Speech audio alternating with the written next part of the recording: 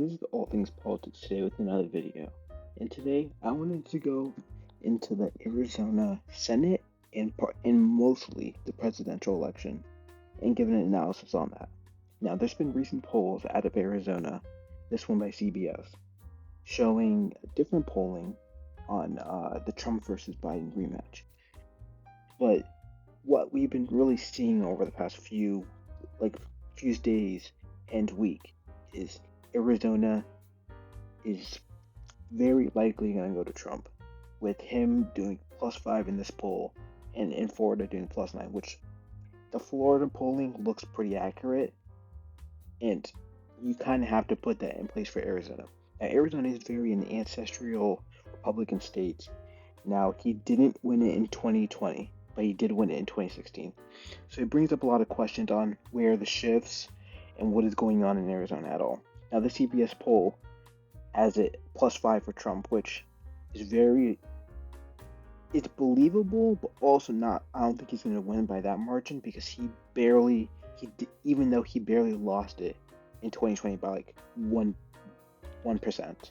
So you're looking at almost a 6-point shift, which is almost very hard to see, but as we've seen in the past few days, it's been all compiling to show that Trump is doing a lot better with minorities, the Latino community, and he's just doing a lot better with the minority populations, with their shifting more to Trump and the Republicans. Well, he's doing worse with white, which is actually a very opposite shift from what we've been seeing in the past few years. Now, going more deeper into the CBS poll, we also see that in the Arizona U.S. Senate race, in the same poll, Kari Lake is losing by 13 points. Now, will she lose by 13 points? No, but she's going to lose. She lost in a red wave in 2022, a slight red wave, depends on the state. But she lost in a more Republican environment, and this is going to be a less Republican environment than was in 2022. And she's also facing a better candidate in Ruben Gallego, who used to be in the House. And also in 2022, she was facing a no-name candidate in Katie Hobbs. This is all compiling to show that she's a weak candidate and she will not win. And even, let's say there's even a shift. My prediction is she's still going to lose. Now I'll go into the margin of losing, but she's going to lose. Now, going more into this, you see a lot of different polling. Now, there is a constitutional amendment, I believe, in Arizona that might or might not be on the ballot, but it's about an abortion referendum, and it says the constitutional right to abortion in your state. Would you vote yes? Very, very pro having the right to abortion, or pro-choice, in both Florida and Arizona. Now, Florida is a very different state, and Arizona are two different states, but they do share commonalities in that they have older populations, and they have very diverse communities. So it kind of makes sense on this, and just knowing where the country is. And then Trump and Roe v. Wade overturned, do you give him? So it's basically saying, who do you blame for Roe v. Wade being overturned? And to credit is like most from Republicans who say, yes, I give him credit that he did it, or blame. Now, the biggest thing on here is neither. It's a neither. You're going to have mostly Republicans who give credit to him because they're like, oh yes, that's a good thing, he did it. And then the blame is mostly going to be Democrats. But the independents, to people who are not as on either side, are going to be the neither. And that is very, very crucial, that people have to neither blame him or give credit to him on this issue. It's going to be one of the biggest issues, and it's looking that Trump is not going to be very influenced by all this abortion talk and Roe v. Wade talk. And if he wins, Trump will try out make abortions legal nationwide. That's going to be mostly Democrats.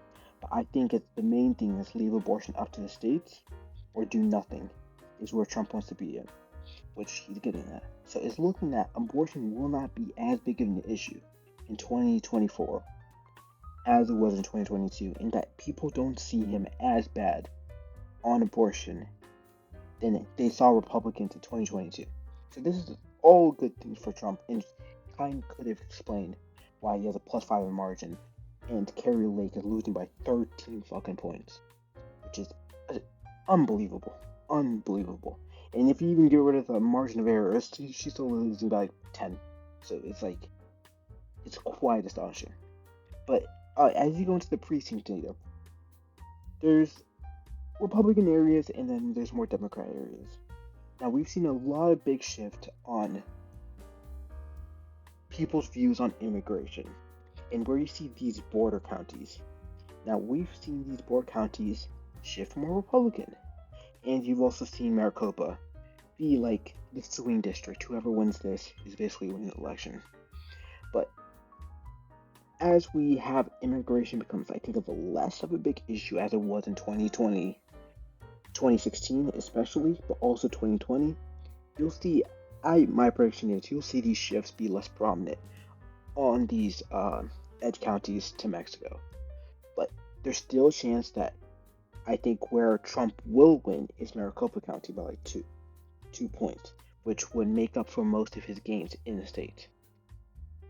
Now, as we go a little bit into the polling before 2020, you saw many different pollings, but Biden was winning by about 2 to 3 points on average. There's a few outliers in that Trump was winning this in 1 point, and then 3 points.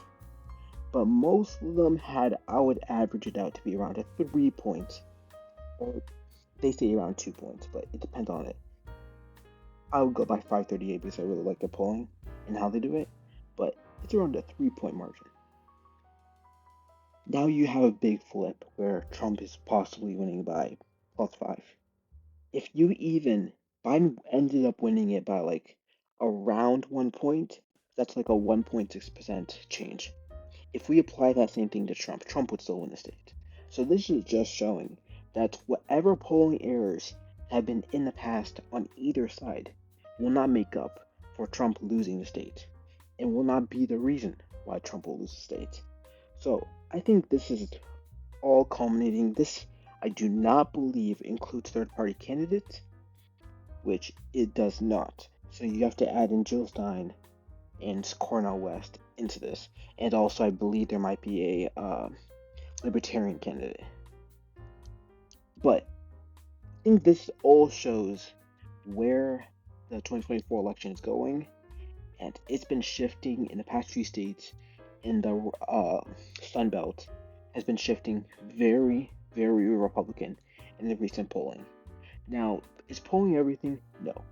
But if you culminate a lot of these other facts with where the issues of abortion and how Trump's stances are on it, how other Republicans are doing, with Carrie Lake doing really bad, with her having a very extreme stance on abortion referendum being on in Arizona, abortion being somewhat less of an influence in 2022, but still being a very big factor in 2024.